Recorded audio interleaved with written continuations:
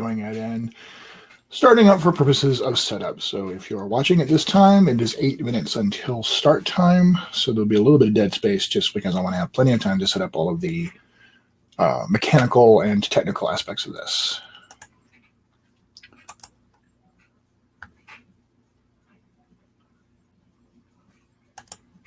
So right now I am activating the publish to Facebook Live. Hey, how's it going? Hello, and this is? This is David Parker from Facebook. Hiya. Oh, hello, David. Hiya. I'm one of the Yes. backers from the of your project, the superhero project you're doing, the P&PUE. Yes, fantastic. You and I had discussed you just fitting into today's game. Do you not have a camera?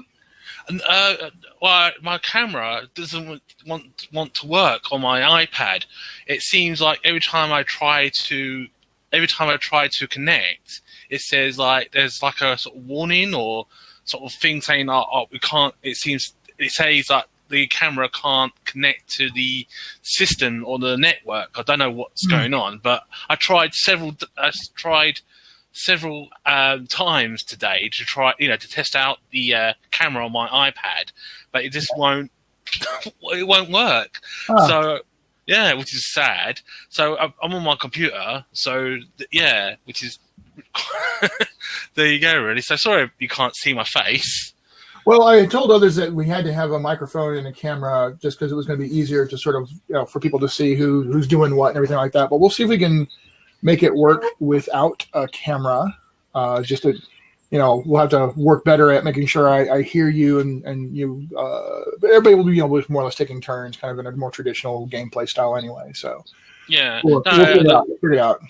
Yeah, like I said, like I honestly, truthfully tried to like connect it with my iPad, my iPad, because I got an iPad at home, and I actually got a camera on my computer, but it just kept on coming up saying, "Oh, system error" or something like that, and the the website just wouldn't let me do it for some reason, which is really weird. So I don't know what's going on with my cameras. I need to look into it. No worries. Like I said, we'll make it work. I'm just glad you were able to use the link to pop in. I'm still waiting to hear from the other two who had said they wanted to play today to see if they're also going to be joining us. The door's popping open. I'm going to go back and close again because my ridiculous dog does not like having doors closed. Nice. Raya, you're going to have to stay in or you're going to have to leave. Since you decided you need to stay in, go lay down. There you go. Good girl.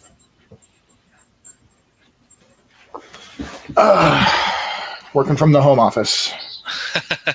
Cool. I was thinking of playing as TK. Okay. TK will be yours then, since you were first one here to choose.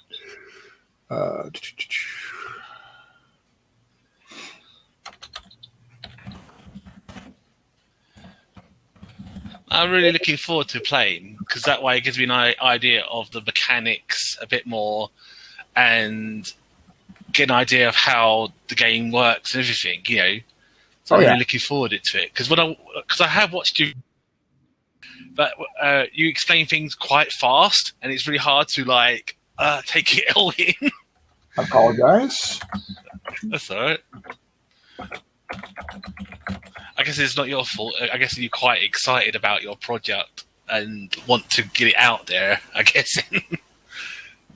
Yeah, that is true. I do like them. Is that a beagle for the dog you got there for the logo? She's a mutt with a heavy amount of Australian cattle dog, from what we can tell. Oh. But we don't know what else she's got going on there. Awesome. But I did really enjoy the character creation. That was really interesting. Oh, very good. Yeah. The one thing I got confused about was the armor bit where it was like reduced points for some darn reason. I wasn't too sure why. So that one's actually is a lot easier than it sounded at the time. We're of course training ourselves how to teach this. Mm-hmm. So I think that's part of it. Hang on just one second.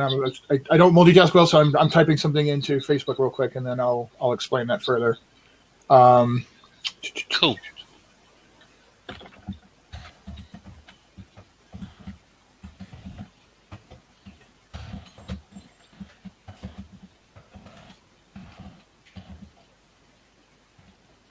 All right, kick that off.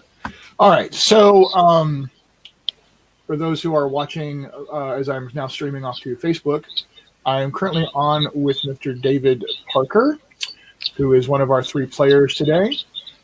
He's asking me to explain further the situation of how armor's why. David, real quick, I can hear my voice coming back across you. So I'm wondering if you can do earphones or headphones or something? Yeah, got headphones on. I guess I don't know how to mute myself on this thing. Oh, no, that's okay. That's all right. We'll manage. But I'm trying to figure out why it's feeding back across like that. Because if you've got headphones on, you should not be broadcasting out so that it could come back across your microphone. Maybe move your microphone slightly away from your headphone and earphones or something. I'm not sure. Yeah. All right. Perhaps it happened when I turned up the volume. It might have been it. Hopefully, I will be loud enough. So, yeah, there are some powers like armor, and quite a few others like evasion, armor. Certain other ones where it pretty much makes sense, where it has a base rank. In other words, your abilities, like your agility, like your toughness, like your might, reasonably would make you better at being tougher or being better at hitting things or being better at not being hit. So in the case of toughness, even though toughness is your measure of how to deal with non-lethal and non-really like powerful damage, like somebody punching you, as a person, or hitting you with a club or something like that, most attacks are lethal, but some attacks aren't. And so your toughness is a perfectly fine defense. But against bullets, against laser beams, against swords, and against any of those kinds of attacks, obviously your raw toughness isn't going to be as awesome. So you would want some other enhanced defense. And a lot of characters will want armor of some kind, whether it's representing an enhanced body costume, actual body armor, battle suit, force field, whatever it is. Armor can be defined as any one of those things. But you don't want to pay for that raw. If you've got a really good toughness, you should not have to pay to be to pay the same amount of points to be tough against lethal attacks as someone who's kind of wimpy. So the point is, if you decide you want to buy the armor power, as long as you pay at least a single point, because you always have to pay 1 point no matter what to get a power, right? But as long as you pay a single point, you automatically get your base. You get the base ranks of the armor power, which is equal to half your toughness. So, for example, let's say you've got a pretty tough, preternatural super soldier who took the certain serum and then got frozen, and then hang on a second, somebody's trying to hang on. Shawn, I wasn't actually trying to do a go live with you here. I was just trying to make sure that you got the link I sent you. I can't hear you, but I just need you to click that link that I sent you, and then you'll come into the other thing. All right, that's Shawn Beatty, who's wanting to join us. So anyway, what I was saying is, so super tough guy, has 8D toughness, so he's better than human in that regard. But then he puts on the chainmail, star-spangled, body armor, and say he pays. Let's say he just paid a single point for that, right? It would be plus 1D armor. That would be plus 1D on top of 4 toughness, so that would actually give him 5D armor. Now he'd probably want more than that, but I'm just giving an example of that. So say the trait cap of the game was 12 dice and he wanted to be a 10 die character, so he's not going to be quite as tough or strong as say Thor or whatever. Yes, I'm totally talking about Captain America at this point. But he wanted to be in the 10 die ranks for his attacks and his defenses. So he would he knows he's going to get 4 free ranks of armor if he at least pays a single point. Because he wants 10 dice, he'll go ahead and put 6 points into that. It'll add automatically to the 4 to give him 10 dice of armor. So it's just a matter of there's certain powers you get free ranks in as long as you put a single point into them. Evasion's another one, right? If your agility were 8D, but you wanted to have 12 dice of active defense to jump out of the way of things, you would get your agility, because you get your whole agility as your base rank for evasion. So you automatically get 8 points of, because agility automatically, you can use 8 dice to dive out of the way of things automatically. Your agility is automatically your active defense. But you want a little bit more active defense based on, I'm super trained at just getting out of the way of attacks. You'd pay a couple of points because it's 1 point per 2 ranks of evasion. It's pretty cheap because it's not as useful as buying raw agility. But so you pay 1 point to get 2 points, and that would raise it to you have an evasion rank of 10D because you get your base agility plus however many points you put in. So that's what it really comes down to. Is there's certain powers that have a base rank, and it says right there at the beginning of the power what that base rank is. And other powers don't have base ranks, and it will just say straight up how much it is per rank.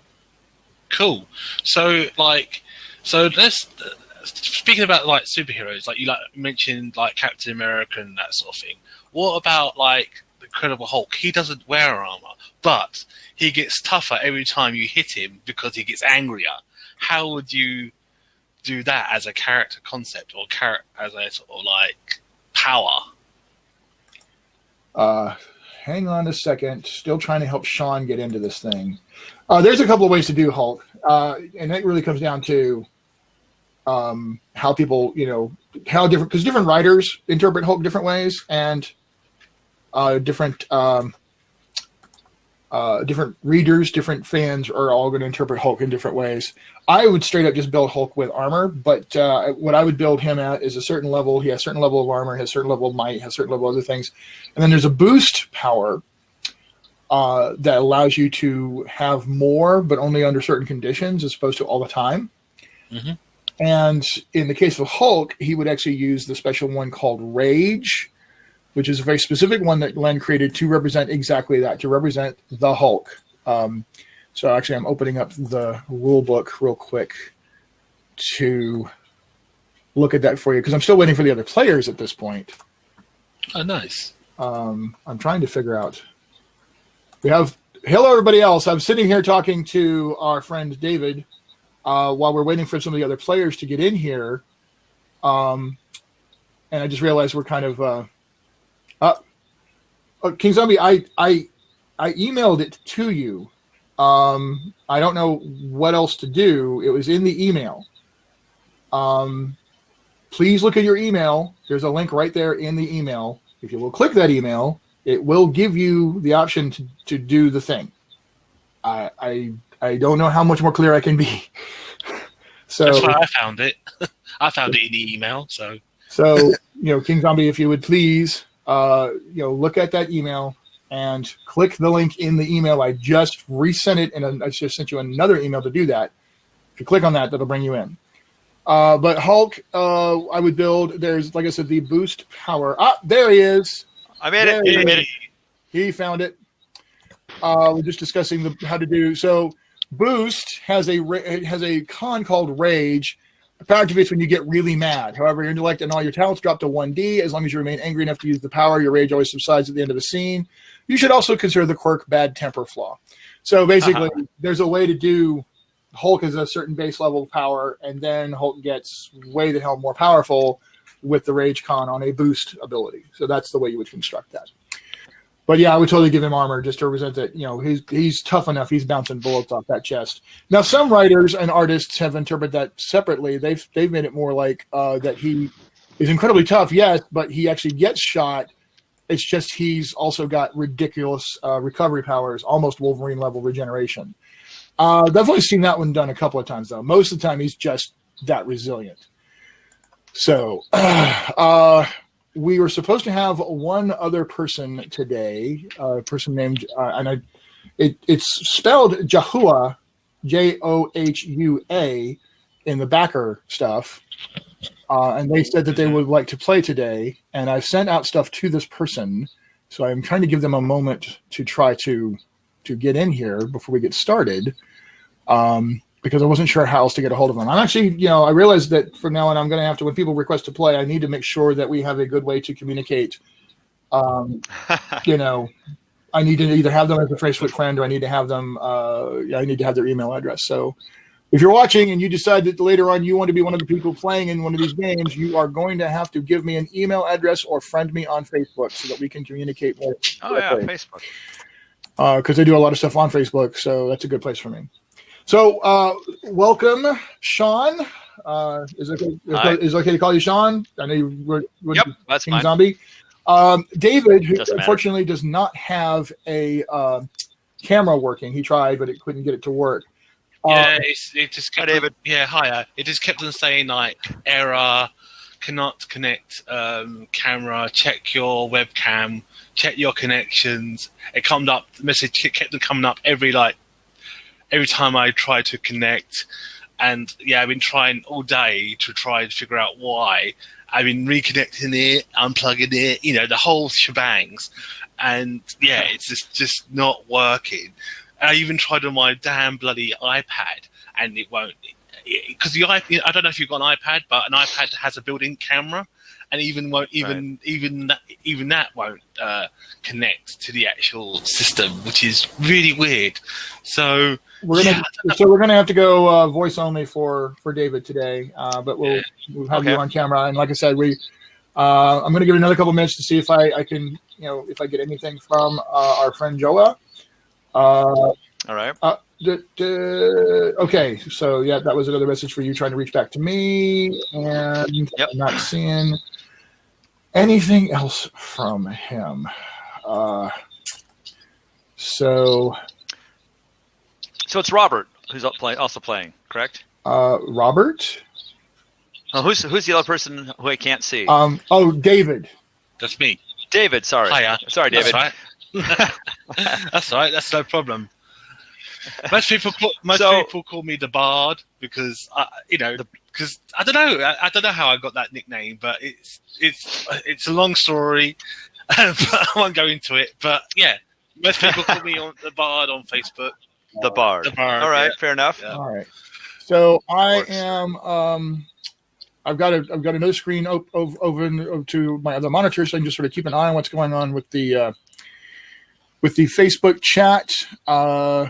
Actuality.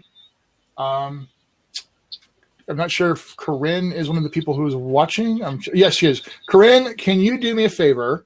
I know you're watching now. Can you keep an eye on the Facebook chat for me, and then ping me in this chat to make sure if I know of any urgent questions or comments that I need to know about over in the Facebook chat, so I can pay more attention to this screen.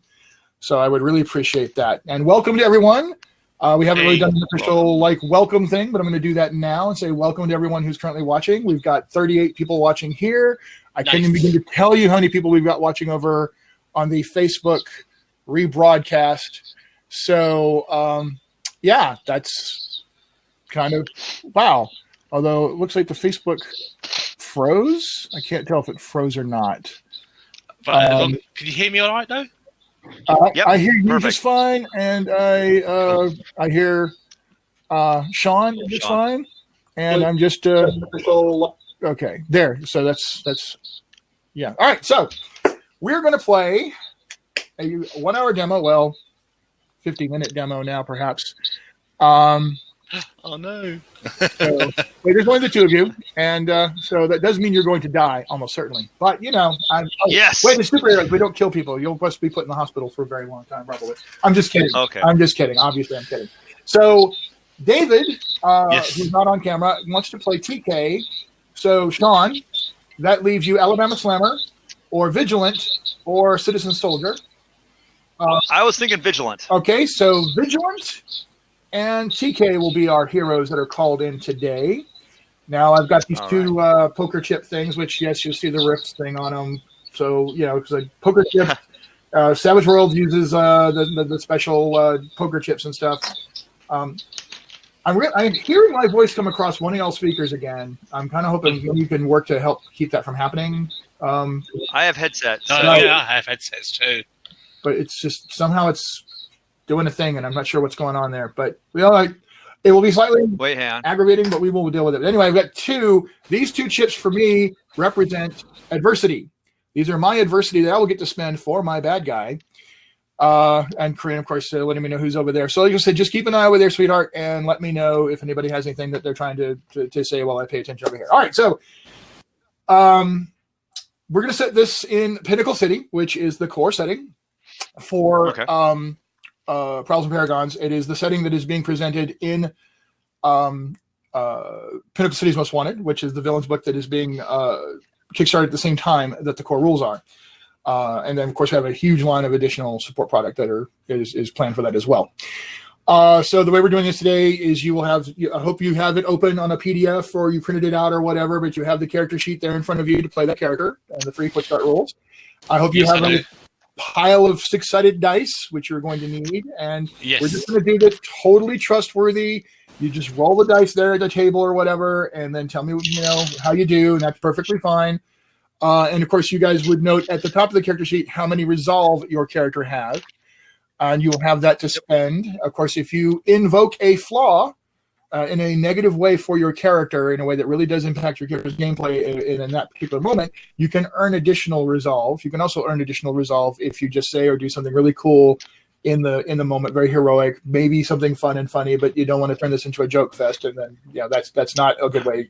But every once in a while, a good single line at the right time, especially if it's done in character, absolutely worth a resolve. Right. You spend resolve to reroll. You spend resolve to add additional dice to your rolls. You can spend it to get a stunt out of a power, to make a power do things that normally can't do, and to make certain things happen in combat or in a scene, like a lucky break. You also can use resolve to come back from being incapacitated or defeated by a power of some kind. So that's just a quick overview, so you can kind of be thinking about what you might want to be doing. And of course, I'm going to suggest things as we're going along. All right. So let's just get into it, shall we? You two are heroes of the city, Pinnacle City.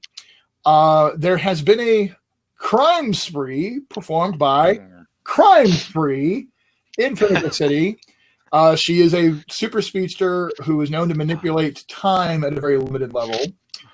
And she has apparently gotten herself something of a gang. They're currently being called the Crime Spree Gang. But it's just a bunch of mercenaries and well-trained thug types that she has gotten armed and armored, and they are helping her knock down she's performed a series of successful armored car heists. She has so far taken down 5 armored cars across the greater Pinnacle City metro area. Different companies, so it's not like she's targeting a particular one. She's hit the most popular company a couple of times, and then 3 other companies independently. In each case, though, they are trucks that were carrying significant amounts of money and valuables. That in most cases, they were, she timed the attacks for when the trucks had collected the most amount of money from the different places where they were picking up deposits at different places, bags of money being sent back to core banks and things like that. So unfortunately, in a lot of cases, money that doesn't have the die pack situation going on, or valuables that didn't have the certain levels of security, and if it did, she apparently has somebody she's just helping her with that, and she's hitting these trucks at the times that they're most vulnerable. Now, full disclosure here, I used to be an armed services technician for an armored car company, so I actually know quite a bit about this. And as I've often joked, I'm the most dangerous person to an armored car company as a former employee.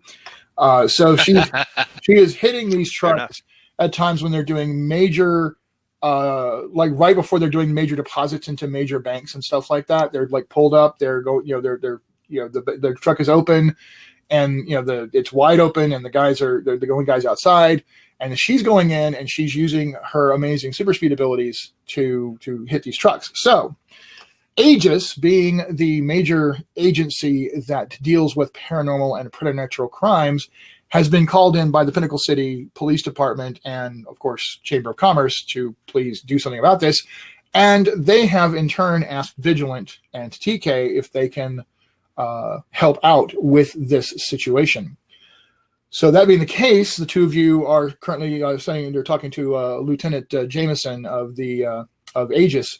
And he's saying, look, You guys are the ones that are available. Everybody else is caught up in all kinds of other stuff. Apex has got this thing going on with killer robots, and we kind of have some other people handling that. So I'm going to need you two to kind of step up here. The resources of this agency are at your disposal, but you've got to figure out a way to figure out where she's going to hit and stop her. So that being the case, we'll start with the super sleuthing investigative type Vigilant. What would you like to do to and this is going to be very straightforward, by the hand, kind of linear kind of thing here, but I want to give you guys a chance to look at what the character's capable of and do a bit of a, try to figure out a plan how you want to do this. How would you, knowing that you have TK with you, and TK is a very strong telekinetic, how do you want to pursue trying to figure out how to stop Crime Spree and her gang? I have contacts. Yeah. Criminal and law enforcement and technology. Is there any information that has not been released to the public that we can use, like times a day, methods? Is she just running in and stealing it, or is there like a kind of a pattern to how they're waylaying these armored cars? Okay, I think that's a perfectly cool thing. What is your character's investigation talent? 66. So you are a top human level investigator. Now you also have contacts, which I'm going to give you a circumstantial bonus of +2 dice because you're invoking all those contacts. Before you roll, though, TK. Yes. What do you want to try to do here to help in any way? I'm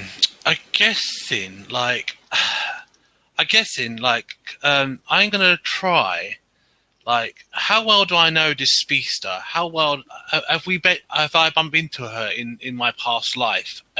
Is she like one of the criminals that we sort of put away in prison quite a lot over the years? Not really, no. She's been very canny. She's managed to evade capture quite a bit because she's really fast, and also she has something weird going on with time from what you hear. But again, is there anything on your character sheet, any talents or abilities that you feel like might apply here? Contacts you might have. The only contacts I know is the club music scene. Right. So they wouldn't really help me. But I do have a flaw, which is adversary crowd. Aversion. Yep. Yes. Aversion crowd. Okay, so yes. You would not want to be spending a lot of time in highly crowded places. No. I'm not sure that really applies in this situation directly, though. What I am asking, though, real quick, what is your investigation talent? My investigation is 3D, which is, I 3? guess, in 3D6. 3D6. Yep. So here's the thing. You are not a brilliant investigator, but believe it or not, you are talented enough, you could actually work for a private investigator effectively, right? So for the range of talents and abilities, one is very substandard. One is just not very good at all. Not developed, not well trained, not very educated. Barely, it's like I'd have to Google that to know anything kind of thing. 2 is basic understanding. You've got a rough idea. An average person could take 2D investigation and go, well, I'm going to go on Google, but I might make a couple of phone calls that are helpful too, or whatever. As an example of an investigation. But 2D is like low average, but still average. 3D is high average. 3D is I could probably at least do baseline work with this. I could actually do this and be okay at it, and maybe even make a moderate living. 4D, you probably know somebody who has a 4D in something. 4D in technology and mechanics, right? Or 4D academics because they're just really, really educated and smart. The 4D is going to be somebody who's absolutely going to be a top level professional at something in talent, or very, they're the one pumping a lot of iron at the gym if they got a 4D mic. 5D, you may have met somebody in your lifetime at some point who had a 5D in something. So is there a way to assist my friend or help him with the investigation? Is there like a mechanic in this game? Yes, there is indirectly an assisting mechanic, exactly that. Now, the reason I asked you what your talent was is because you have to be within 3 dice of the person you are attempting to help. And since you have 3D investigation, you are just skilled enough to add some insight and to do a little bit more of extra legwork to help out Vigilant with his 6-die investigation. So what I'm getting at here is the contacts that you were able to invoke, Vigilant, gives you +2 dice. Right. TK having a slightly better than human raw average of investigation skill, having been doing the superhero thing for a little while, she's picked up enough that she can add an additional die, which means you start with 6, but you get +3 for a total of 9 dice. Now, because TK, I'm sorry, not because TK, because Crime Spree is very skilled and talented at her powers and abilities. You are trying to basically counter her. Now, normally I could set this as a static, but in this case, you're really trying to trail her down. So this is actually going to be an opposed check. She's going to get to use her covert talent in opposition to you to try to to thwart your ability to deep level investigate her. Now she's got a covert of 6D, so she is a really good professional thief. You're going to roll your 9 dice. I'm going to roll my 6 dice, and we're going to compare them. Oh, damn. Remember, you are looking for even, so just flat out go out and ignore any odd dice. 6s are going to count double. Ooh. And so 8. So for the folks watching at home, this is what I rolled. The P&PUE shield represents 6s. So each of those 6s counts as 2 successes for me, and that 4 counts as a single success. So I got 5. And you said you got 8? Okay. Yes. I got 8. So where's my camera? There you go. 6s, 2 6s. 8.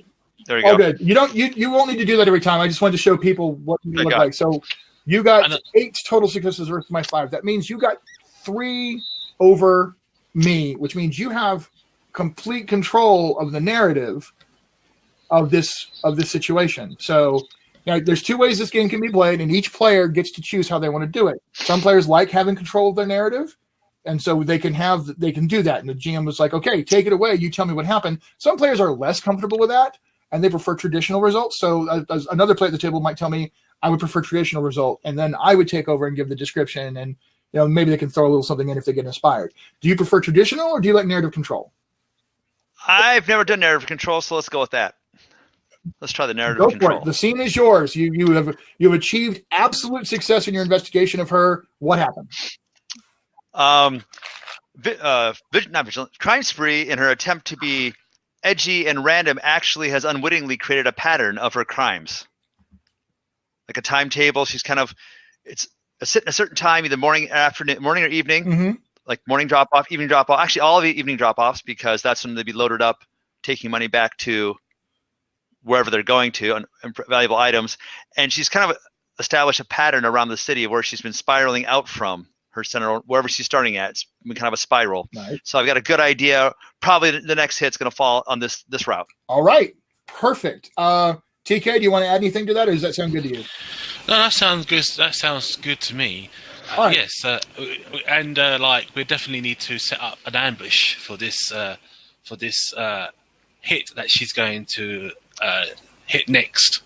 Exactly. Absolutely. That. You guys absolutely get to do hit the ambush, as you say. An ambush actually is a situation that is a very beneficial situation in the rules for the heroes, and by the fact that you got so good on your roll, that bought you the opportunity. But she's going to hit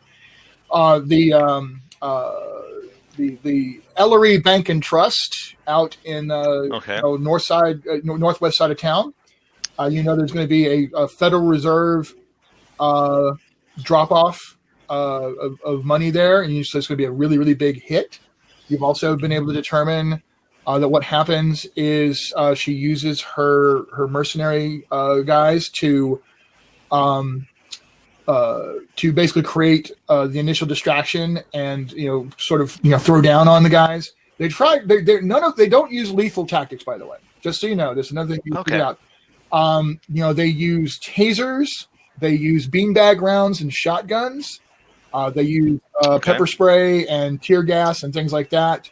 So they go full on for the non-lethal. I mean, it's not pleasant, but they're not permanently hurting anybody. There's like one guy got a broken arm because he actually drew down and started shooting at them.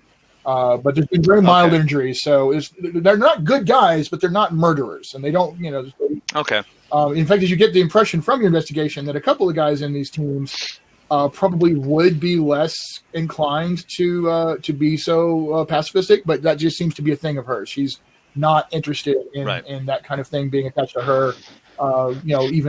She's always been very careful about not being non-lethal herself, and she's not letting her people do that. In fact, there's even one incident where a couple of guys she hired did decide to get really ugly, as she did that weird time stop thing she does and knocked them out.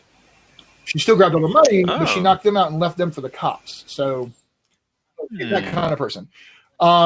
There's generally a platoon of 12 guys, 2 squads. Okay. One is led by a guy named Mr. Bank, and the other one is led by a guy named Mr. Loan. And then there's Mr. Bank has a group of 5 other guys that he leads, and Mr. Loan has a group that he leads of 5 guys as well. And just mechanically, I'll go ahead and tell you guys now what that means is Bank and Loan are both foes. So they're not full-on villains, but they are fully fleshed out characters with abilities. Whereas the 5 guys each of them leads, the 10 other guys are minions, 2 groups of 5 minions each. And so you guys get to see how that plays out as well. Because you guys are able to set up the ambush, you are there in whatever position you want to say you are when we get started with this. And we're going to go ahead and cut to the scene where you will get to describe where you are. And it's a very abstract thing. This is not a tactical, how many squares away are they from me, or how many feet are away from me. It's easy to run without miniatures. I love to run with miniatures. So if you ever play at my table, I use flip mats and toys, and I'll take each panel of a map and say that section is an area. But for this, it's very abstract. We're basically talking about the backside of a big bank where the truck you're going to be pulled in. I will ask this question: do one or both of you want to be in the truck, pretending to be guard? Yes. Okay. Uh-oh. David, I can't hear you, David. Yes, there we go. Yeah, most definitely would like to be in the truck, but I think it'd be a good opportunity to stop her in our tracks. Okay, fantastic. So, are you okay with me assuming that the Aegis agents are arranged for one of their people to be the driver instead of the regular car driver, and the 2 of you guys are in the back of the truck? Yes. Yes. I also have preparation. Where I can spend 1 resolve. Yes. So preparation does exactly that. It lets you spend a resolve to at any time say you have a specific thing that you need, and you can spend that at any time. It doesn't take you any time. It's a retcon thing. You spend that to go, okay, you know what? I just happen to have this thing at this moment, and you can describe the retcon scene, and then we come back to that's a flashback or whatever, and then we come back to the one where you go, and I use it now as your action, or I do it now, or whatever. So yeah, it's the ultimate Batman power. Okay. Preparation. Yes. There's a lot of really cool powers that you've never seen in any other game. So in other words, I can have a shark spray repellent in my trousers, like Batman did. Exactly that. The preparation is exactly that power. So if you want to go ahead and say something now, you can. But I'm just saying you can spend that. I'm gonna wait. Okay, because it's a great reveal. And it can be. Too. Yeah. And it can be done multiple times. Yes. And for every resolve that you have, it can be done multiple times. Yeah, I'll wait. I think as well. I'm going to wait, yeah. Okay. So does TK have preparation as well? Mm-hmm. Yes. Oh, really? Yes, TK has 3 resolve. Oh, no. Preparation is an actual power. Preparation. VIGILANT has preparation. My powers are, I can fly, I can force field, and I can do some telekinesis. Right. So you would not actually have the preparation power. VIGILANT has that as a power. Okay, right. So that's a specific thing. Okay, fair enough. It is actually a power listed on his character sheet. Okay. Yep. Hang on just a second. So yeah, preparation is a it's under trained powers. It doesn't have everything, but VIGILANT can spend 1 resolve to have the perfect mundane item, tool, or weapon, to have planted something in or prepared for its current location ahead of time, to have for reasonably research information, whatever. So it's the ultimate Batman retcon. Of course, nice. I have the shark spray. Now, you are correct that anybody can spend resolve for a lucky break, but preparation is way more. So preparation could be or resolve could be spent. I'm up against a fire character. Is there a fire extinguisher on the wall near me? Yes. Spend a resolve, and there's a fire extinguisher on the wall near you.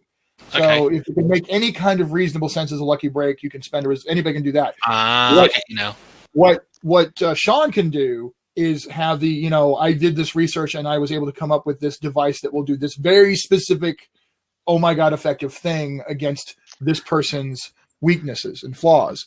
Nice.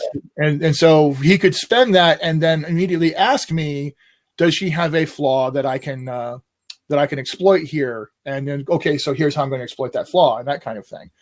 I mean, you know what? Since you did so well on the investigation, I'm going to go ahead and tell you, you know, she has a secret identity, which you don't know it yet. Well, unless you spend the resolve to somehow say that you do, which that could be part of your preparation. If you can figure out a cool way to make use of that. She also has quirk overconfident. So if you would figure out a way to exploit that, you were able to figure that out. But again, the other thing that's going to be the most concern to you is her ability to literally stop time. Okay. So she has the ability to like stop time for a brief period of time where everything freezes and then all of a sudden time starts up again, but she's changed the conditions of the environment in some way. If you ever saw a movie or heard a movie called Girl with Gold Watch and Everything, the guy would click his watch and then he could walk around and everything was frozen and he could do stuff. But anyway, let's get started. You guys are set in the ambush situation. Now, what that means is you guys will get a free turn to act. They will not get to act. And you get they cannot use active defenses against you. They can only use passive defenses when the time comes. Okay. However, I'm going to dangle a little prize here for you, TK. Okay. It's a little crowded here inside this armored car. You didn't realize it was going to feel quite this tight. Now, you're perfectly fine unless you as a player choose to invoke your flaw. If you do invoke your flaw, you will not get the ambush round, but you'll get a free additional resolve. Ooh, yeah, I take the flaw. I take the freebie. All right, so what happens is the door, you know, you guys pull up. It's time to open the door. The driver goes and clicks the thing, but he says, "Looks like they're coming. You know, look out." The door opens up, and there's a bunch of guys rolling out of there's one group coming out from an alleyway, and another group that's actually up on the roof of a store right next to the bank. Who have various ranged weapons and stuff like that look like they're covering the back of the thing, but they're looking like they're going to take out a couple of guys who come out of the back of the truck. They're not looking to take out any of you guys. What this means is Vigilant, you're the only one to get to act on this page. TK, you were like freaking out a little bit, and there's too many people closing in, and it just like you lose it for a second. So you do not get the ambush round, but you do get a bonus resolve to spend later in this combat. So Vigilant, you're the only one that gets to go right now. Yeah. So currently, Crime Spree she's nowhere to be found. Correct? She is not here. She is not currently present. These guys, this is pertinent to the tactics that have been used. These guys would come in and do the initial everybody on the floor, blah blah blah blah, scream scream scream, and then she runs in and quickly starts grabbing stuff and running off with it. All right. I have a swing line, and can I use it to entangle the guys coming at me? Like, get their legs, to trip them up. All right, so swing line pretty much is a travel power, and it's when you can fly around on and stuff like that, and do stuff like you could stunt it. There's a couple of options here. You could spend a resolve to stunt it, and it would be entangle or ensnare of 4 die instead.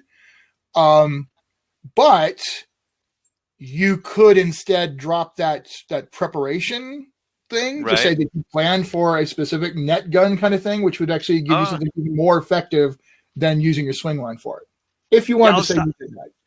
I'm gonna say a net gun because I was thinking about doing something like that in the back of the truck anyway originally. So I'll spend a resolve. That your preparation was you look back in time. We look back at the flashback and you're like modifying your net gun or you're modifying your swing line as you go to add a second thing that will fire way more cable out to act as a net gun. Right. You totally see you did that.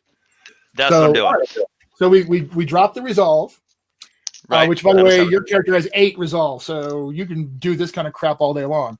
You have 8 resolve, so suddenly you have this really cool net gun thing, and that's going to be basically a semi-mundane kind of item, which is going to be ensnare plus 2 dice, which will be used with your agility up to the max of 6 dice, because gear has a limitation. Okay. So the max you can use is up to human max. So 6 dice of your 9 die agility plus 2 dice. So you're going to roll 8 dice. Now the question I have for you is, Are you going after Bank, or are you going after Bank's squad of 5 guys, which you can target as a single target?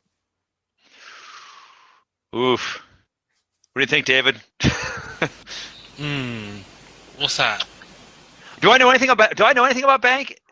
Alone? Do I know? He's a trained, commando. Basically, served in special forces. You want to take him? Do what you can to take him out, my friend. Right.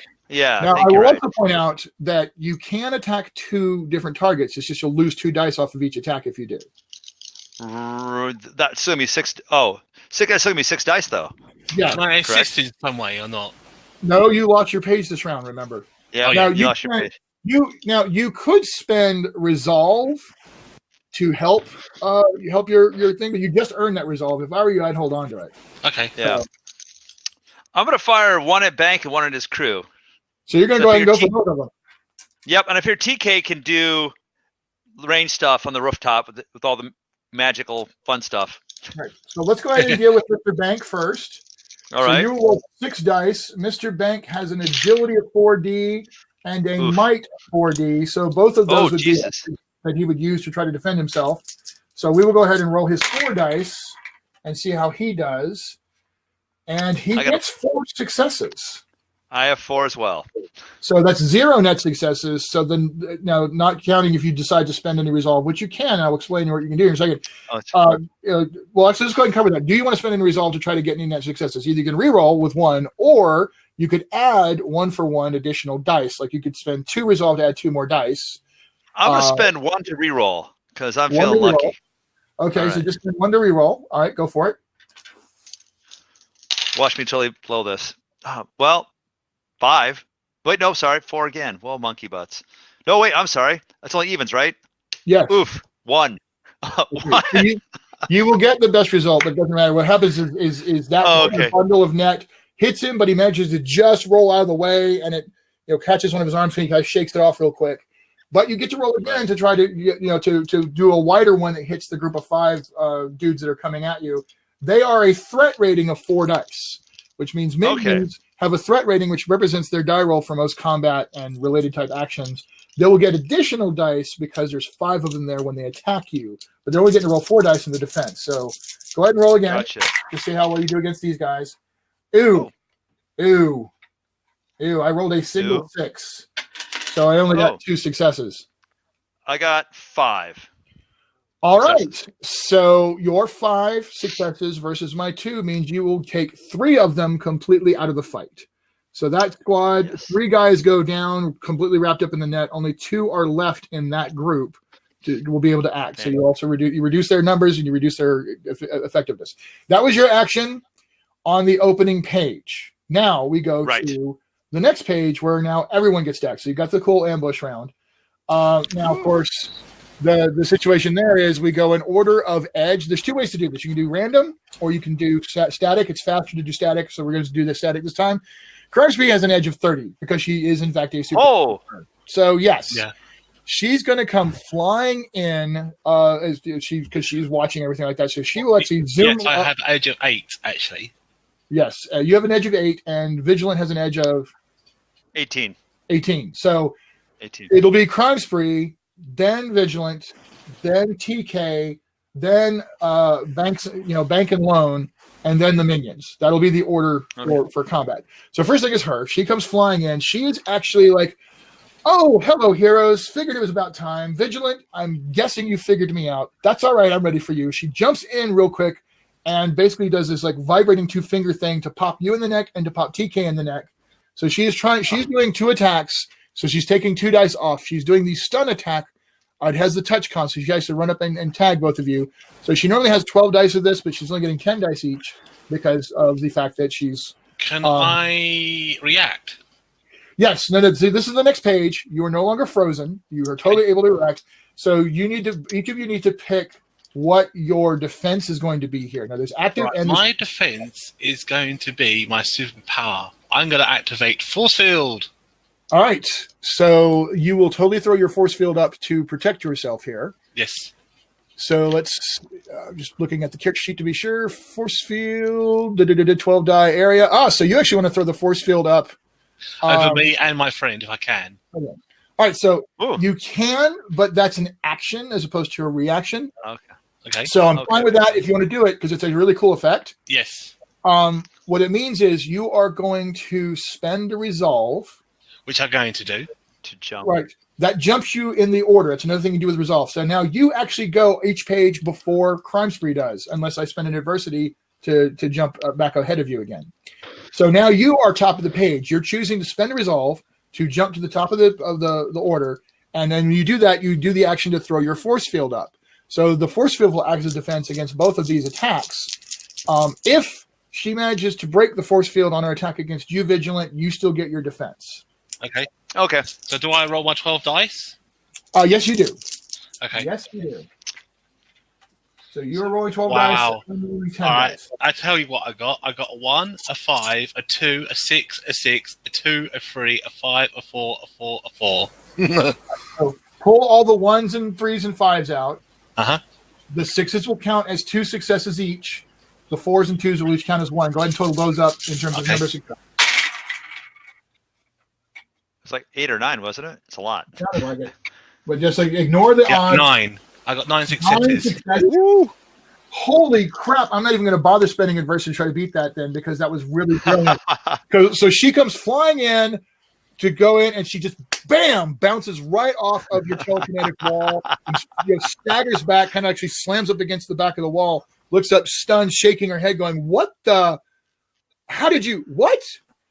Joa, hello. Yes. Did you get the link that I sent you? Because that's what you need to actually click. I sent it to you as a message on Kickstarter so that you can click that link to become in as a co-host. Tell you what, I'm just going to put it. I'm just, nobody else use this, please. I'm trusting the rest of you guys not to click in as co-host. This is just for Joa. I'm going to go ahead and put this on the screen for you to click. And I'm hoping. Yay, Joa! Okay, so that is on the front. If you just click on that, Joa, that will let you log in with camera and with microphone so that you can actually join in and start playing. Woo! So that will. So we'll wait for you to get logged in. And so again, you need camera and you need microphone to jump in this. If you really, really don't have the camera, you at least have to have the microphone. So hopefully that will work out. We're going to continue on while we're waiting for you to get brought in. Okay, so we just knocked Crime Spree back. She goes slamming up against the bank wall and looks up. She's completely stunned and freaked out. And it is now Vigilant's turn. Oof.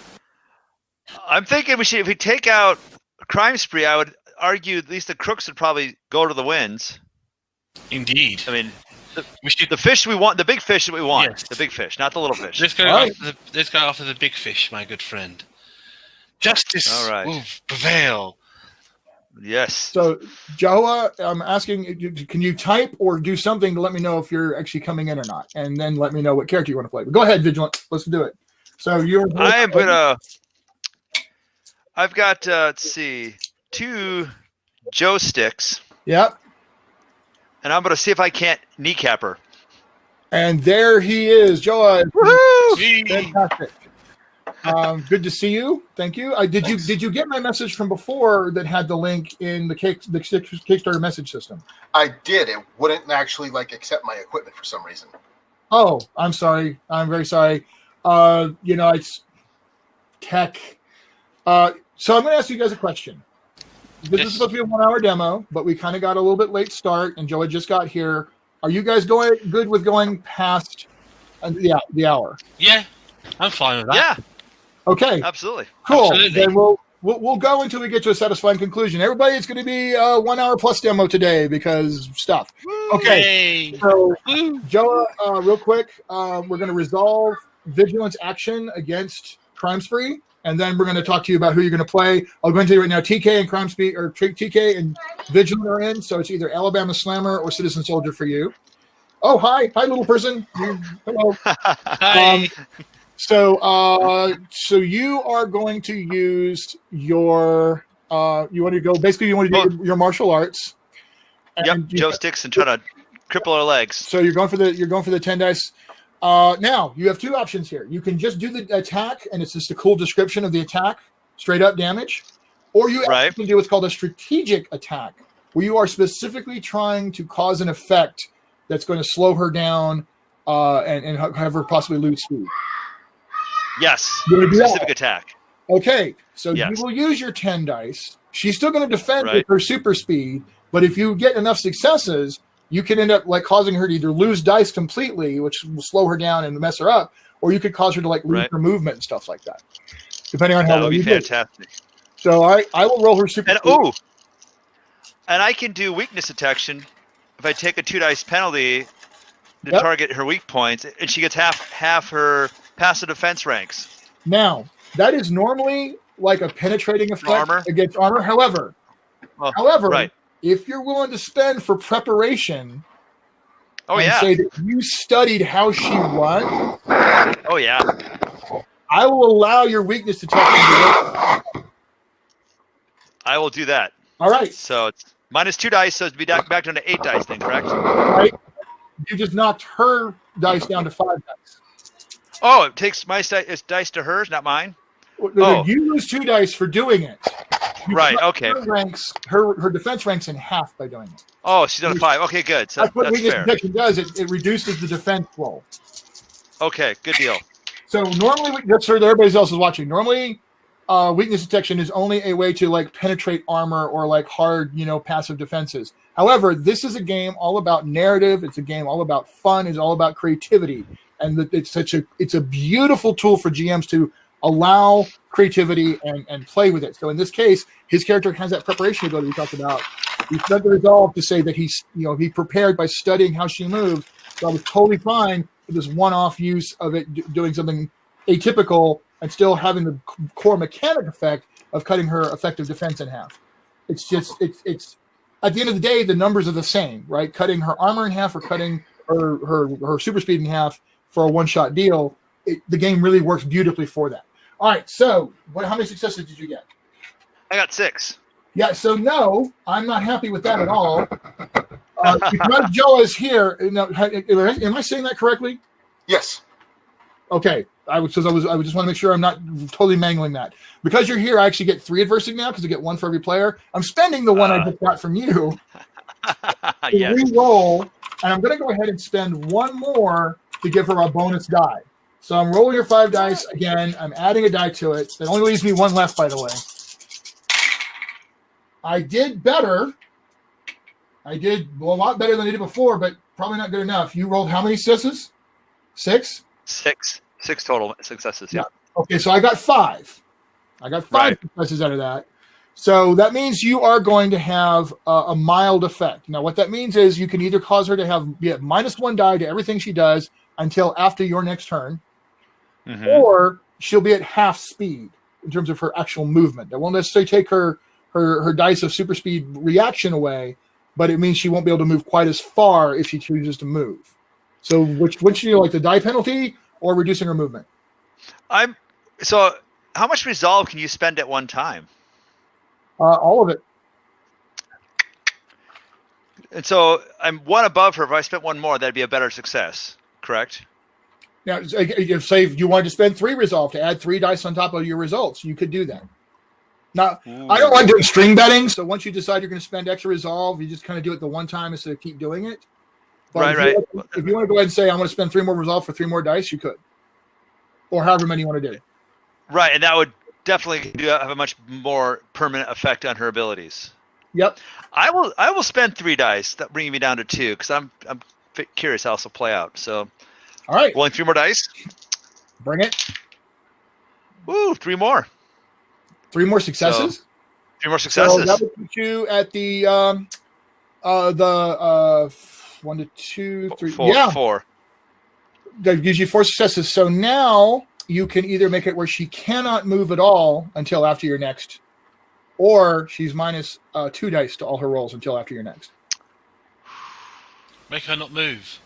Yeah, not move. I think TK and whoever Joa turns into can do something cool. So you've jumped out there. You have done certain nerve strikes, I guess, or something. Yep. She's just dropped her knees. She just dropped her knees. All right, there it is. You have caused the speedster to freeze in place, effectively not able to move, which is kind of horrible of you, and we're not friends anymore. All right, so Johua, who have you decided you would like to play?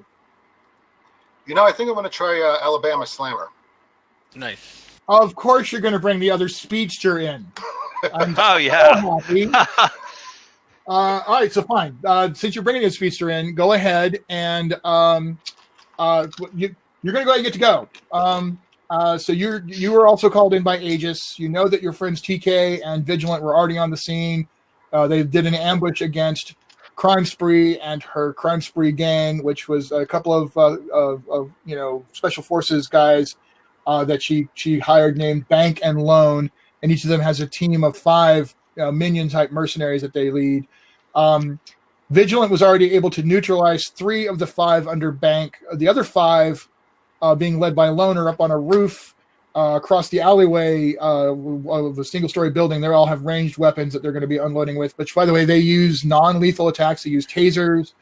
They use beanbag shotgun rounds, mercy bullets, things like that. So they clearly try to be non-lethal, but it's still going to hurt and still ugly. So as I see Alabama Slammer, I say, "Oh my God, that costume!" You know what? Take a resolve for that, because that was cool. That was fun. That was well timed, and of course, right out of the character. So Alabama, you run up. TK is actually inside the armored car that they used for the ambush with her force field up. And we're going to just assume that she briefly moved it slightly so that Vigilant could get out. I forgot about that. So on me, so you were able to slide out, no problem. So Vigilant is out actually in front of Crime Spree, the criminal super speedster. You're a super speedster as well. There are 3 regular minion type mercenaries and a higher level mercenary named Bank that is right there ready to engage in close combat. And then there's one more mercenary across the way with another named Lone, and he's got his squad of 5 with ranged weapons. As you come in on the scene, what do you want to do? Oh, sorry I'm late, guys. Traffic was horrible. And then I want to try to rush to the 3 that are near them and see if I could disable any or all of them. Well, like you, I woke up this morning and I just put everything on from my wardrobe. All right, so that's going to probably just be straight up super speed, which is like the ultimate do lots of things power, which is why it costs 3 points per rank when you buy it. It's expensive power because you can do lots of things with it. You can just run in and literally just super speed attack these guys. All right. And you can attack minions as though they are a group. So straight up, you would want to roll your 12 dice super speed. They are a threat rating 4 group of minions, so they'll roll 4 dice in response to that. Now, do you know how the dice roll works in this game? I was assuming it worked like normal Open D6. Am I wrong? I don't remember how Open D6 does it, but here's what you're going to do. You're going to roll your 12 6-sided dice. Okay. You're going to ignore any odd numbers at all. And if anything rolls 1, 3, or 5, you just pull it out and ignore it. 2s and 4s count as a single success. 6s count double. So you're counting even dice. Each even-sided die counts as a single success, with 6s counting double. All right. So I have 1, 2, 3, 4, 5, 6, 7, 8 successes. 8 successes versus my 4. Wow. And just to clarify, so make sure that we are communicating. If you look at the screen real quick, look at my screen. You'll see the shield that counts as 2 successes. The 2 and the 4 each count as 1. So I had 4 successes on that. That's how that's counted. Yep. And you got 8. So yep. 8 over 4 means you take out 4 minions. There's only 3 there. Because you're a super speedster, you would actually take out twice as many, but there weren't twice as many to take out. Oh my God. The point is, you have complete and total control. So describe for us, do you like narrative control or do you like traditional results? Narrative means you as a player can sometimes earn the ability to have complete narrative control over a scene or a situation.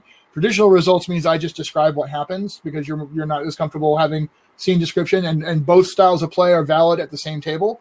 Which do you prefer? Let's go with traditional with this.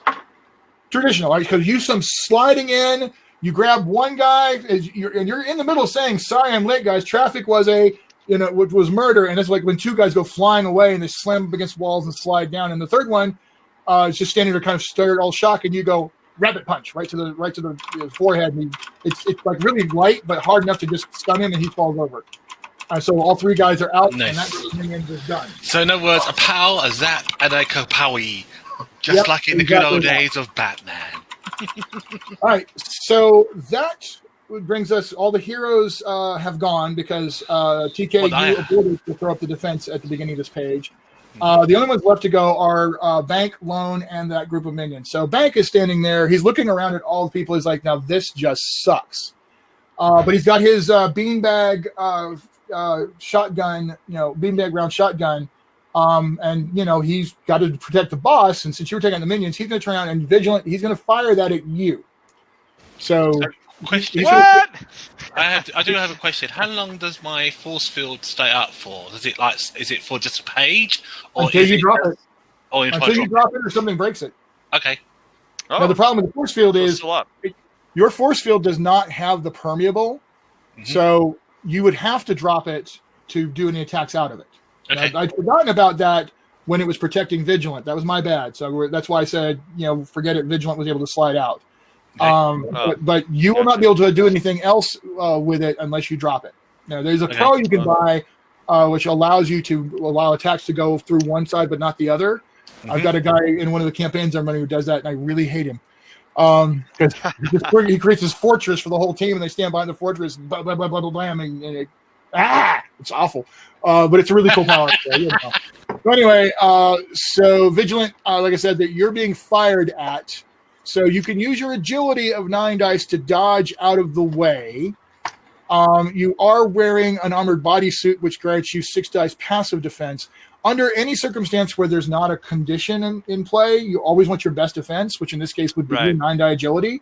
If, however, this was an area effect attack, armor. Active defenses are less effective against that. So you might want to consider using your armor. But in this case, it's just a straight up attack. So I'm going to be rolling my 8 dice of shotgun beanbag round against your 9 dice of agility. All right. Ooh.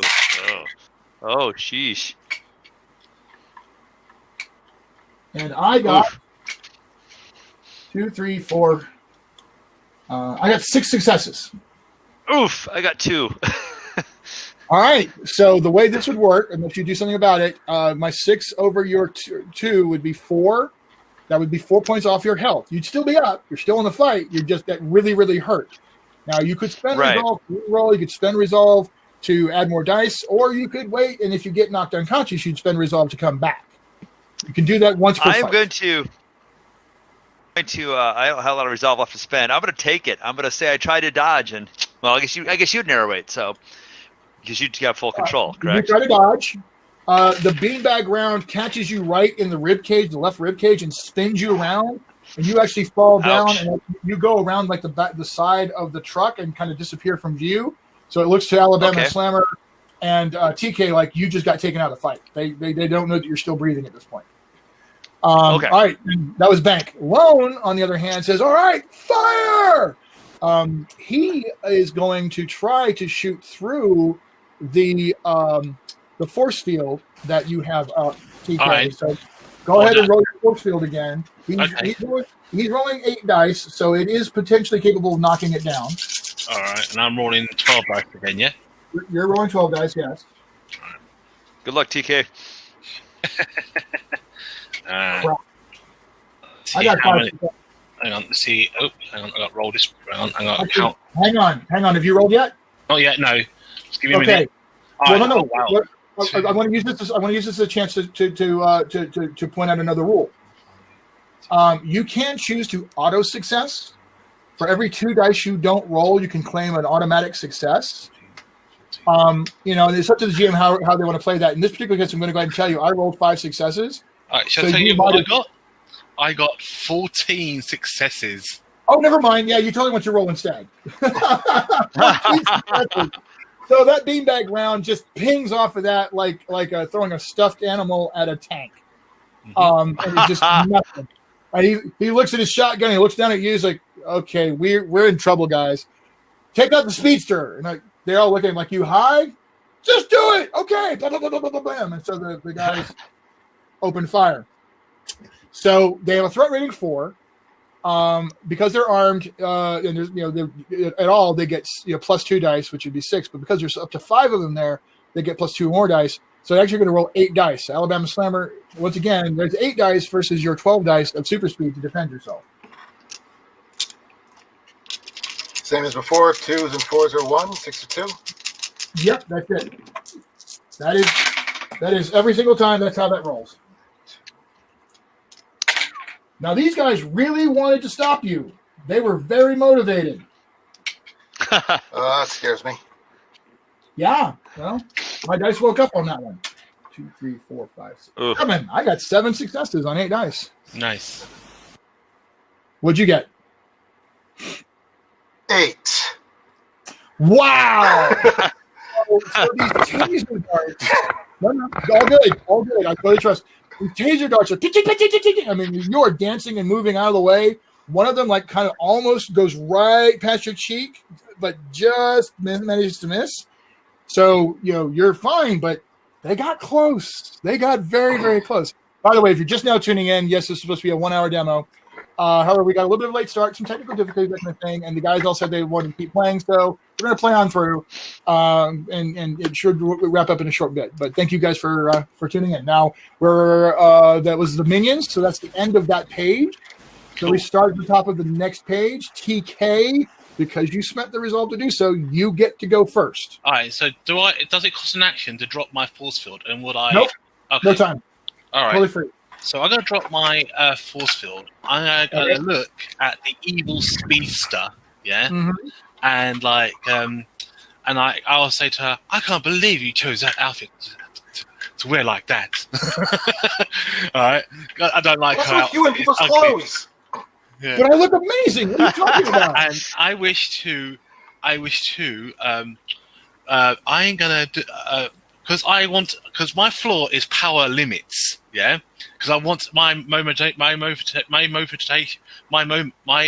motivation is to control my power. So what I'm going to do is, I'm going to try my best to control my power and put a bubble round her head to stop her breathing. Okay. Like a force field round her head. Got it. Okay. Well, so that could be a stun attack. Okay. Because that would be, stun attacks are the kind of thing that cause that kind of incapacitation. So you would want to stunt your power, which means it will cost you a resolve. Mm-hmm. And then you stunt your telekinesis to a stun attack. It would have the same rank as the telekinesis. Mm-hmm. That's going to be ugly. You're going to basically roll 12 dice effectively of stun. And she can't use an active defense because of what Vigilant did. So she only gets her toughness. Oh, that's not good. That's right. Not good at all. So go ahead and roll your horrible 12 dice versus my 3. Oh, that's good. I get 3 dice for this. This is what's called teamwork, guys. This is how teamwork works. So I'll just roll my 3 dice. I can't even... What? I didn't get this. I literally rolled a 1, a 3, and a 5. All right. Sorry. I'm going to go ahead and spend my last adversity so that she can at least try to get some successes. Okay, I got 2 successes. You roll your 12. How much you get? 1, 2, 3, 4, 5, 6, 7, 8, 9, 10, 11, 12. So I got 12 successes. Jesus. Okay. Oh, wow. So this is she's unconscious. Stun is a special effect power as opposed to a damage power. Stun causes an effect. The effect is to be incapacitated for a number of pages. Like any other special effect powers would be like mind control, entangle, turning someone to a toad, whatever. It has a number of pages equal to every 2 successes round up. Mm-hmm. With the caveat that you are completely defeated if the number of net successes ends up equaling or exceeding your current health. So you got what, 12 successes? Yes, I did. I have 2 successes, so that's 10. And Crime Spree's health is 4. Oh God! Down and out. 4 successes. Did he? So you're going to completely wrap her up. He's going to be like, what? Oh, this sucks. thud, and she falls completely unconscious, and she's out for the rest of the scene. So, well, I'm not the killer. I just want to like impact. It's like the sleeper hold. It'd be like Darth Vader, a chokehold almost. Yeah, totally sleeper hold. Hang on just 1 second. Somebody trying to give me. Hold on. Okay. Okay. Sorry, somebody's trying to get hold of me, and people were waiting until I was supposedly done with the thing, but I'm not quite done yet. Although you did, in fact, take her out, so it's probably not much longer. But the other guys are still up on the roof thinking that they can, salvage this, or at least maybe take out they can somehow get the boss out of there. So that was you. You got to go first. She would go next, except she's way unconscious. Actually, no, I think Alabama Slammer would actually go next because you have the higher edge, if I'm not mistaken. Let me check. Yes, she has. Nope. Yes. Or does she? 36. Oh, yeah. So Alabama Alabama Slammer would actually go next. So what are you going to do now? Crime Spree is clearly completely unconscious. All 5 of the minions that are on the ground are down. Bank is still standing there. He just shot the crap out of Vigilant, who disappeared by the truck. Vigilant. And then there's Lone and his 5 guys up on the roof of the building across the way. Nice. So, because I got like more successes, can I describe what happened to her or not? Oh, absolutely. No, you have total narrative control over that. I apologize. I completely apologize. You totally get to describe what happened there. So let's do that real quick. Okay, so like I see her like standing there completely still, like a statue, as my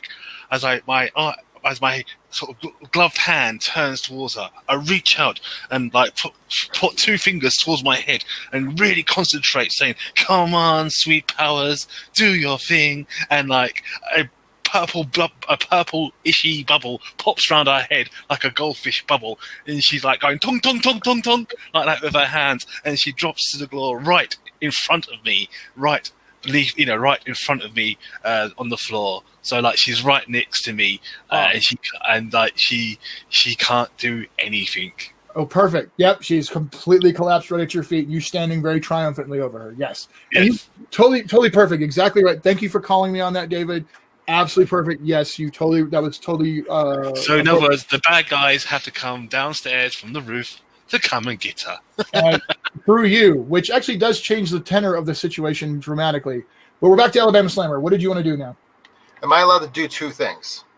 Absolutely. You can do as many things as you want. Each individual distinct action that you declare will impose dice penalty. If you try to do 2 actions on a turn, much like Savage Worlds, it would be -2 dice to everything. If you try to do 3 actions on a turn, it would be -4 dice, and so on. Okay. I want to check on Vigilant. Because that's free. Okay. That's a rule play. That's free. Then I want to Atomic Wedgie Bank. Okay, so you zip around because you're a speedster. You move it ridiculous fast. So you run over, check his soul. So he's still alive. He's just stunned. He'll be okay. Then you run back over and you want to do an Atomic Wedgie on Bank. Yes, I just saw this as impulsiveness and mischievous flaw. So yes, I want to use totally agree. Completely and totally agree. We're just going to call that. Well, I mean, we could. No, because I don't know that you want to do. I don't know that she wants to do a stunt for this. It could just be a straight up attack for damage. It's just a ridiculous, funny attack to knock him out. It's not going to be lethal, obviously. And actually, I think that's just the simplest way to do it. I think it's just a really fun way to describe a super speed attack against him. All right. So let's go for that. You're going to be using your super speed. He's got 5B of armor, so we'll say he's wearing a cup that might protect him. But apparently not, because I got literally 1 success on that. Ooh. And you got 5. And down Bank goes, screaming, "Oh, what?" Thud. He just switches and whines and then goes unconscious. So that was a horrible thing you just did, and you should feel bad about yourself. Now we move to Vigilant, who is able to stagger back to his feet and act. I'm gonna hop up on top of the top of the armored car, and can I fire another net at the 5 guys on top of the rooftop. Totally. Since you already spent for that, you have that. Absolutely. So let's go for that. Awesome. So you go ahead and roll that back again. That was 8 dice. Was it 8 dice? 8 dice. What is up with my dice? And I ran out of adversity. Well, it wasn't great. 4. Success. You got what? Oh, 4. All right, so 3 more guys. It's just big enough to take 3 guys out because you took 3 guys out. They're like, tumble over. And it's pretty clear at this point that the fight has been taken out of them. So at this point, it is Lone's turn. Lone turns around and starts running. Now, he doesn't have any super speed or anything like that, so he just runs a distance a normal person would. He's basically running for the other end of the building to probably try to go down off of it. And the rest of the 2 remaining guys look around, start backing up slowly. They look like they're probably more likely to give up unless you somehow give them a chance to get away. But he's running like hell to try to get away. But that's his action. The minions don't really do anything other than just sort of back up.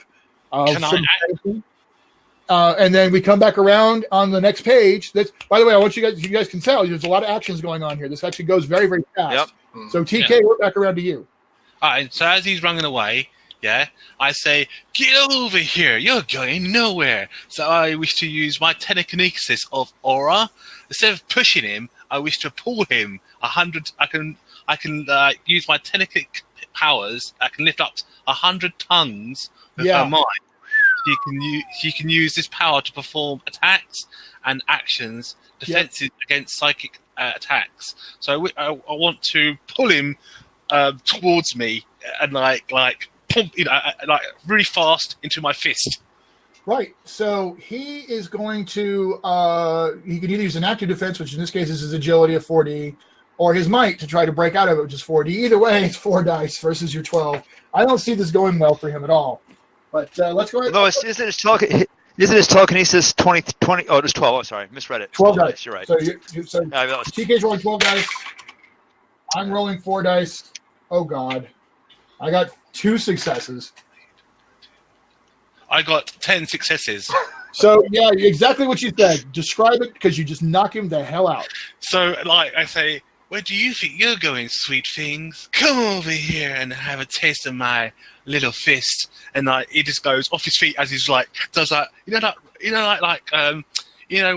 When you look off the ground and like in the cartoons when someone's like got their feet keep spinning around, type of thing. He's like doing that sort of motion, like his legs are like doing that sort of really quick motion, Wile E. Coyote style. Yeah, Wile E. Coyote style. And he just flies towards me, and he goes, "Pooh!" and his jaw or his face smacks right into my fist, and he just goes and breaks a little bit, and then he falls to the floor next to his boss in a hump. A couple of teeth come out. There's some blood, and he's completely unconscious. So there it is. You took out Crime Spree, Bank, Loan, 8 of the 10 mercenaries. The other 2 at that point are like, we don't want to be punched from whatever. They throw the guns down. We're just going to walk over and stand here, and they get down and put their hands. We really surrender. Like, we surrender a lot. We surrender all the way. Awesome. So you guys totally and completely take out Crime Spree. I mean, wow. I was actually planning. She never even got a chance to use her time stop. I was totally going to use her time stop just for her to get away. So like until next time. But no, you guys knew that it was a really good move on your part, Shawn, to do that strategic attack that you did. And of course that left the opening wide opening for TK to just knock her out. And then Alabama Slammer shows up and says, "Hi, no more minions. Bye." So. Yep. That was really, really well done, folks. And then so there it is. There's a solid little demo of the game. Nice. Johua, I know you showed up late, but what did you think of what you got to do there? I thought it was really awesome.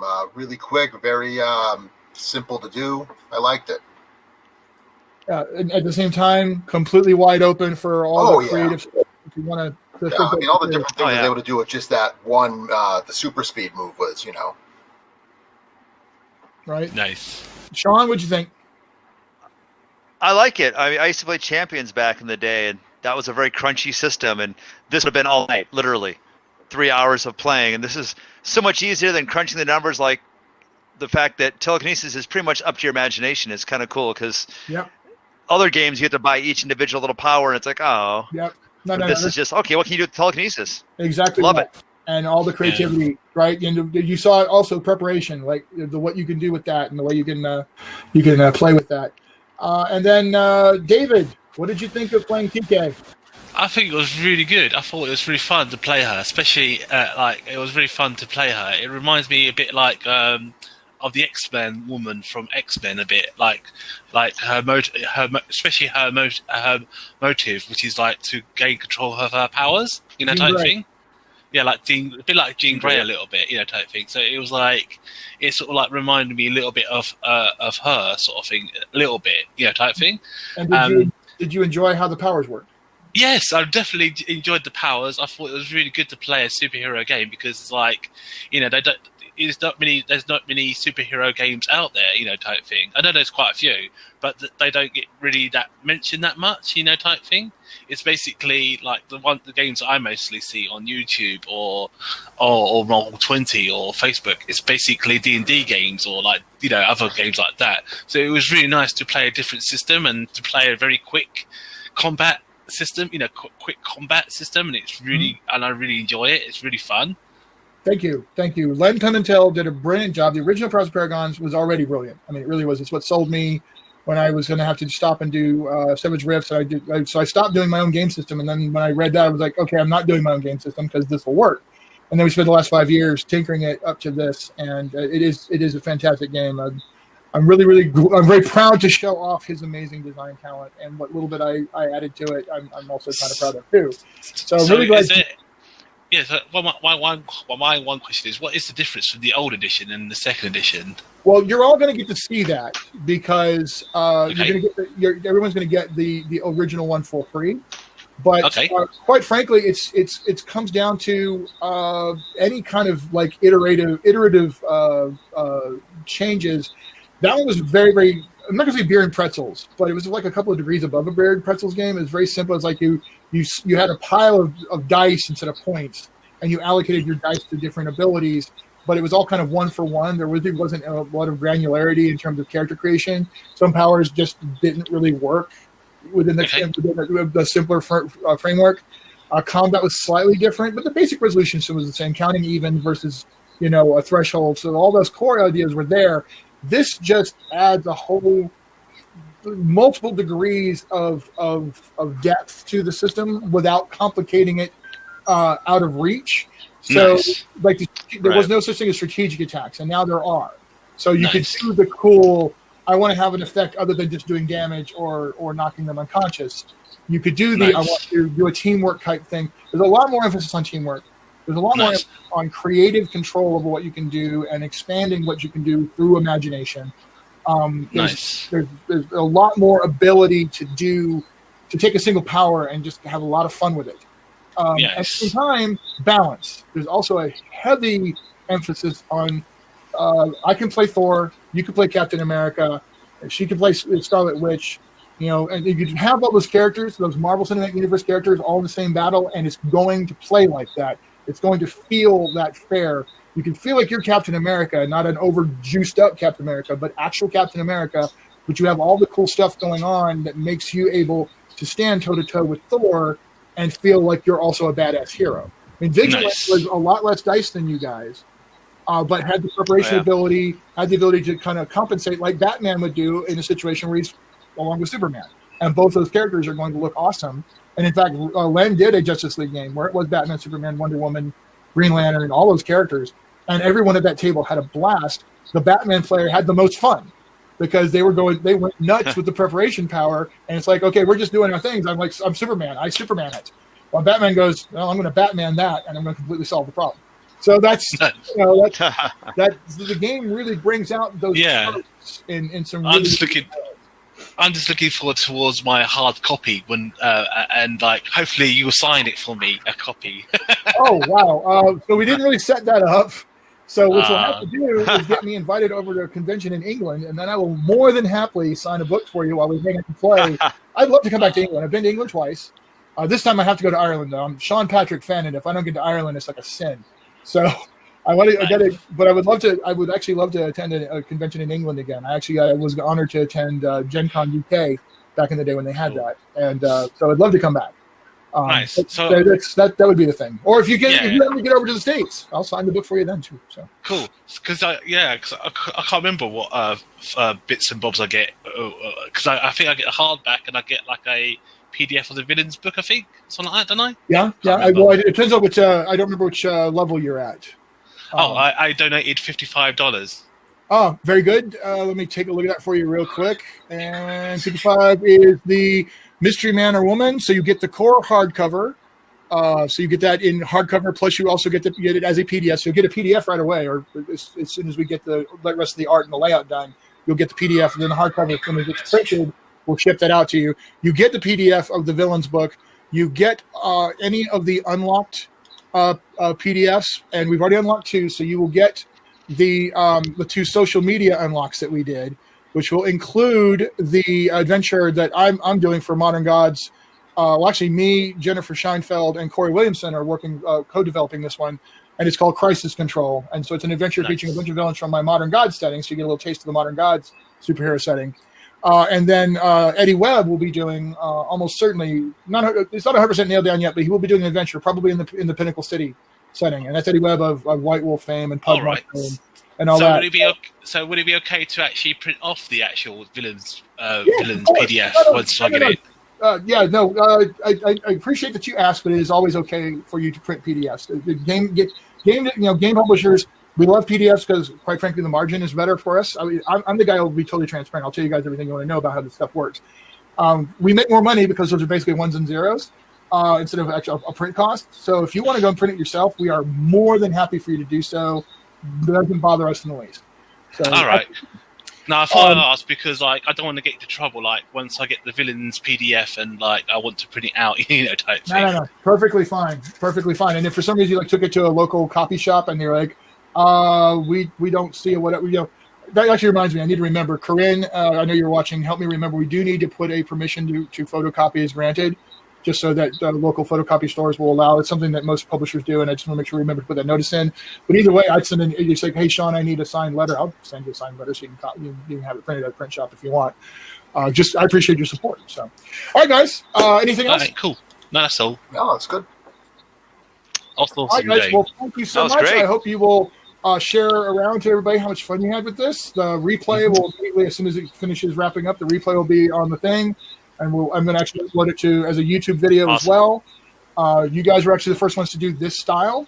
And nice. Actually, it did work having you do voice only. I don't know how well it would work for everyone doing voice only, but at this point, if you're watching, yes, if you only have voice, which means Richard Brown, yes, next time if you want to get into a game, because Richard doesn't have a working camera. So, Richard, if you want to get one of the later games, we can do voice only. David proved that it'll work. I really appreciate you guys. I appreciate your support. I would love to run for you guys some more. So keep an eye out. If there's slots and you're available, come on back in. I do want to make sure other people get to play if they're available. But more importantly, I want to have the games go off. Also, pay attention because on the 8th will be a 24-hour countdown party because I'm insane. So from the 10 a.m. On April 8th to 10 a.m. April 9th when the Kickstarter ends will be a 24-hour countdown party. I will be on the entire 24 hours except for bathroom breaks. I will have friends coming and going. I will run more of these demos for people online as well as as well as at the table for friends that are coming by. Now, that will have to be on Facebook Live because they are actually shutting down the Kickstarter Live program right before I do that, which is frustrating, but there it is. This is the sundown. We're taking advantage of it now, but they're not doing it. There's one more thing. If you're interested, if you got like a Roll20 account, I'm also doing the Quickstarter game on Roll20. So if you're interested in that and like to take part in that, gives message me on Facebook. I'm on Facebook. You can find me quite easily. But yeah, if you want to take part in that for free, you can do as well. Yes, everyone. I'm going to reiterate that. That was David who just played TK. He is running on Roll20. I think he's the first ever Prows and Paragons Unlimited Edition Roll20 GM. So definitely, what day and time? Time roughly about 9 o'clock same time that you run the games today, roughly about. Okay. Sort of like, today, I don't know what time it is over there. When you run this gaming session, but It roughly about the started same 4 time. o'clock Mountain Time, which would have been 6 o'clock Eastern Time and 3 o'clock Pacific. So let's go with Eastern because that's what most people know. Yeah. So 6 o'clock Eastern is what 9 o'clock your time? 10 o'clock at my time. Or 10 o'clock. So 4 hours. All right. So there it is. And what day? April 4th, I think it was. Yes. Okay. So on April 4th, roll 20. If you got roll 20, pop in. It'll be 10 o'clock England time, 6 o'clock Eastern time, 3 o'clock Pacific time, and you'll get to do. Or you can always direct message me on Facebook if you got it, and I can give you the links and everything, type thing. So yes, David Alexander, which you can easily find amongst the various places where we're following, like World of Supers. He's in the World of Supers group. All right, I'm also in the World of Supers group as well, so you can find me there as well. Fantastic. So Johua, thank you so much for coming in. I'm sorry it was a little bit late, but I hope you had a good time. Oh, I loved it. That was great. Thank you. Shawn, thank you so much. David, thank you so much. Everyone who is watching, thank you very, very much. I'll be doing this again. Actually, let me go ahead real quick and to confirm that the next one is March 29th, which is this Friday coming up. It will be 1 hour ahead of now. I moved the schedule around so that I could make sure that it was friendly to different time zones. So March 29th, it's 5 o'clock my time, Mountain Time, which would be 7 o'clock Eastern Standard Time, and 4 p.m. PST, which would then make it 11 o'clock England time. Wow. Okay, so hardcore late-nighters in England, and in France it's even worse. But there it is. So that will be this coming Friday will be the next one, and that's Phalanx and Dark Matter are attacking cybernetic research firms. Why and where will they strike next? So that will be the next Pinnacle City adventure. All right, folks, thanks again. I'm going to call it there. I had a great time. Thank you for supporting Pals and Paragons. And remember, and if you know the phrase, say it with me, peace out, and the world needs heroes. The world needs heroes. There you go. And loads of underpants.